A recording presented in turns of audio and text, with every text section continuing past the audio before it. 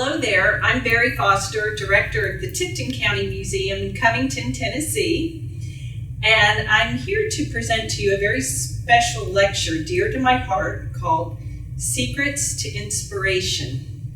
Now, although I'm the director here at the museum, I'm also an artist and an art teacher, and I like to do a lot of reading, especially about artists. I like to know what makes them tick, and I wanted to share with you today what I've learned.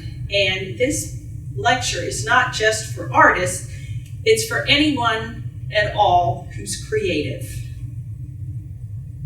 According to Wikipedia, inspiration is to fill someone with the urge or ability to do or feel something, especially to do something creative. Now, to me, as an artist, inspiration it's a ribbon that moves throughout my body. It's a shimmery gold color, and it's on fire. Not a blazing fast fire, but a slow burning fire. I never know when it's going to visit me or for how long, but I am in ecstasy when it does. I've noticed over the years that some things may trigger it, like color combinations or shapes. I cannot summon it at will, but I do everything I can to invite it back. Why inspiration matters. According to Scott Barry Kaufman, he wrote an article for the Harvard Business Review on November 8, 2011, and I loved what he had to say in this article. Inspiration awakens us to new possibilities by allowing us to transcend our ordinary experiences and limitations. And then he went on to say, but as recent research shows, inspiration can be activated, captured, and manipulated, and it has a major effect on important life outcomes. Pretty powerful stuff. So the first experts I consulted were the Chinese people from about 3,000 years ago, Feng Shui. And I've been practicing Feng Shui for many, many years.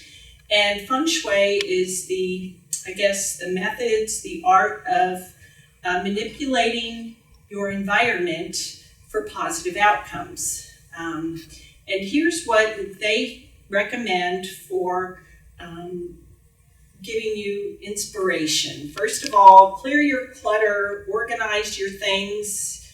You want to slow down your energy flow. You want to surround yourself with joyful things. The color white increases creativity and mental focus. The color yellow stimulates happiness. And post some affirmations in your environment. Here are 2 affirmations I personally made a couple of years ago, and they're in different sections of my art studio. The one on the left says, I am healthy, I am at peace, I have energy, I am loved, and I am free. The one on the right says, I shall spend time with family, I shall paint, I shall meditate, I shall do yoga, I shall write my book, I shall dream. Another secret to inspiration is to create your routine. Pablo Picasso said, inspiration exists, but you must find it working. You have to work at your routine. Claude Monet, who's also a famous artist, when he lived the last part of his life at Giverny in France, he had a very specific routine. He would get up around 5 in the morning, he would go outside, and he would look around and see where he wanted to spend his day painting. Then he'd come inside, he would take a cold bath, he'd have breakfast, he'd go outside and paint, he'd come in, lunch was right at 11:30, I believe. And then in the afternoon, he would paint some more. Sometimes it was in the afternoon, sometimes it was outside, sometimes it was inside. Dinner was at 7, and that's when he received friends. So he had a very specific routine which worked for him. And one of the things to be especially mindful of is when you have your routine, make sure you allow yourself plenty of time to create. Experiment. All life is an experiment. The more experiments you make, the better, according to Ralph Waldo Emerson, a very, very famous writer. Another writer, Simon Sinek, says, "What good is an idea if it remains an idea? Try, experiment, iterate, fail, try again, change the world." That's powerful. Ignore naysayers. According to one of the world's most famous artists, Vincent van Gogh, if you hear a voice within you say, "You cannot paint," then by all means paint, and that voice will be silenced. The painting here is one that Vincent van Gogh did of his personal physician, Dr. Felix Ray. And he painted this and he gave it to the doctor. This doctor was especially close to Vincent because he cared for Vincent after Vincent cut off his ear, and then he went into the insane asylum. He gave this painting to the doctor. The doctor didn't like it, and neither did his wife. As a matter of fact, his wife took it and she put it in the chicken coop because there was a big hole in the chicken coop and it needed to be repaired. And I don't know that Vincent ever knew that, but he only sold one painting in his lifetime, and he didn't live very long, and it was towards the end of his lifetime. But he never let that stop him, and there are so many paintings of his today as a result of him ignoring the naysayers. Keep in mind, nothing has to make sense. Another famous artist, Pablo Picasso, said, "The world doesn't make sense, so why should I paint pictures that do?" Here's a painting, a very famous painting of his, of Dora Maar. The painting makes very little sense. If you look at the face, it just doesn't make sense. Her hands are elongated, but it's a beautiful painting. Good for him. It's important to spend time in nature. As I was doing research, people who had been asked how they become inspired, majority of them said they go out and they spend time in nature. This here at the Tipton County Museum is a great place to do that. We have a beautiful herb garden here. We have our nature trail, and it's just lovely. Marcus Tullius Cicero, who was a statesman in ancient Rome, I believe he was born in 106 BC. He was a statesman, a philosopher, and a lawyer during Julius Caesar's reign. He had this to say: "Art is born of the observation and investigation of nature." Again, Monet at Giverny, he spent a lot of time in nature. As a matter of fact, this painting is of Monet, but not by Monet. This painting was by his good friend, Edouard Manet, who was also a famous artist. And there's Monet with one of his stepdaughters in this boat that was specially built. It was specially modified for Monet in that it had an art studio in it, and he could go in there when the weather got bad. And he loved to spend time outdoors in this boat. And I believe recently that boat, although it decayed and rotted away after he died, somebody recently reconstructed a boat identical to it that when the world opens up again, you can see at Giverny. It's parked there, which is really neat. Another famous artist, Cezanne, he painted at Mont Saint-Victoire, which was in the south of France. It was a little foothill. I've seen the foothill, and I did not know when I saw it, I couldn't see what he saw in it. But I've seen most of his paintings of that little mountain, and they're breathtaking. And so he spent a lot of time in nature as well. Here's some photos of artists in nature. On the left is American artist Georgia O'Keeffe on the back of a motorcycle sometime around 1944, 1945, based upon the license plate. And she's on the motorcycle with famous American photographer Ansel Adams, and they used to go out in the desert for days at a time. In the middle is me, painting at the herb garden behind the museum. And on the right is Paul Renoir, who was also a very famous artist, and that was later in his life. And you can see he's got fairly bad arthritis in his hands by this time. He didn't let that stop him. And it must be cold outside because he's wearing a thick coat there. So spend time in nature. Create your workspace. According to famous American author Virginia Woolf, a woman must have money and a room of her own if she is to write fiction. She had both. She had her own room, and she also had money left to her by an aunt who, I believe it was £50 a year. I'm sorry, she was British. Did I say she's American? She was British. But anyways, create your own workspace. Your workspace doesn't have to be big. It can be fairly small. The photo on the left shows a small cubby, maybe in an apartment. The middle photo shows a tiny, tiny table. And then the one on the right shows the corner of someone's living room. And I love how they put the mirror up above the little table. And I don't know if you'd call that a table even. It's almost like a shelf. But it doesn't have to be large, although it can be large.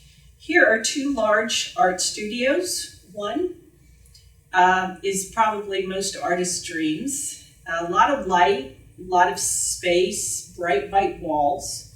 Then the photo on the right is of my art studio. And my art studio today is the size of a two-car garage. It's very full. It's fairly organized. I didn't always have that art studio, though. I used to take a corner of a guest bedroom. I still painted back then.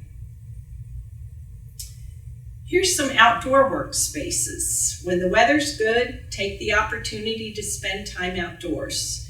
The photo on the left is of Alexandra Stoddard. She's one of my favorite authors. She lives in Connecticut, and she's an unusual author in that she doesn't use a computer. She writes everything longhand, and what she does is she buys fine stationery and she buys fine pens with colored ink. And this photo of her was actually taken this spring. And she's awesome, Alexandra Stoddard. The photo on the right is of me.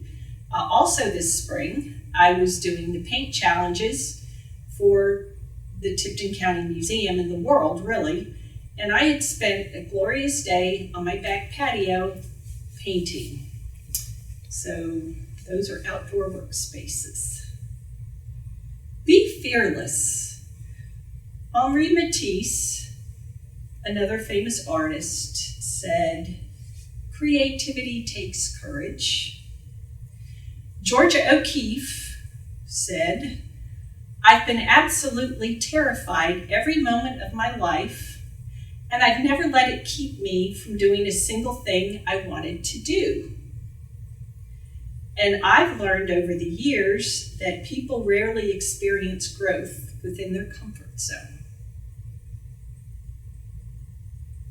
Spend time with others. other creative people. They don't have to necessarily do the same thing you do.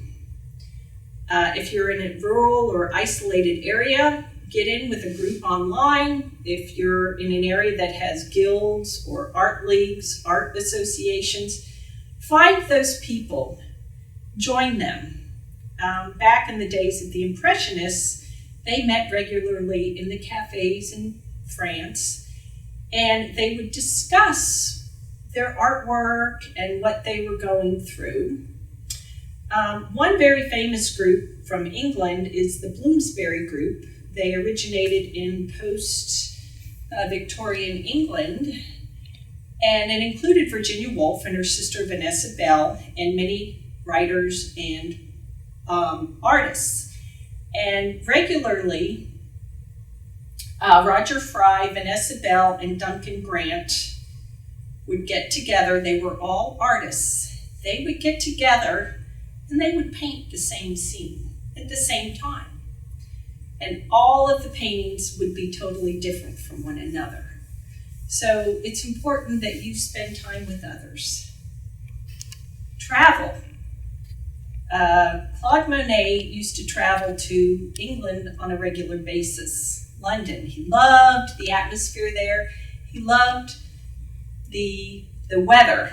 And he would consistently stay in the same hotel, and he would go to the same cafe. It was an outdoor cafe, and he could paint the Houses of Parliament. And he painted somewhere around a dozen or more of these paintings in all different atmospheric conditions, and they're beautiful. Frances Mace is an American author, and she wrote Under the Tuscan Sun because she traveled to Italy. As a matter of fact, she ended up buying a house there and living there. And then the famous rock group, the Beatles, incorporated sitar into their music. They actually didn't go to India first. They met a gentleman from India who had a lot of influence on them, and they explored the sitar, and they actually did travel to India as a result of meeting this gentleman, and they created beautiful music as a result. Take care of yourself. According to Virginia Woolf, one cannot think well, love well, sleep well if one has not dined well. For anyone who knows me on a personal level, that has got to be my favorite quote in the world, because I do love my food. I love to eat. Another writer, Katie Reed, says, self-care is giving the world the best of you instead of what's left of you. That's pretty powerful. Share your gift. According to artist Pablo Picasso, the meaning of life is to find your gift. The purpose of life is to give it away. And Eleanor Roosevelt said, since you get more joy out of giving to others, you should put a good deal of thought into the happiness that you're able to give. She was a very wise woman, filled with lots of famous quotations. The world needs you. According to Oscar Wilde, a very famous author, be yourself. Everyone else is already taken. And he also said, to live is the rarest thing in the world. Most people just exist. And according to Buddha, you yourself, as much as anybody in the entire universe, deserve your love and affection. So thank you for listening today. I hope you've learned something. I hope you become inspired as a result of this. I hope to see you at the Tipton County Museum. Thank you.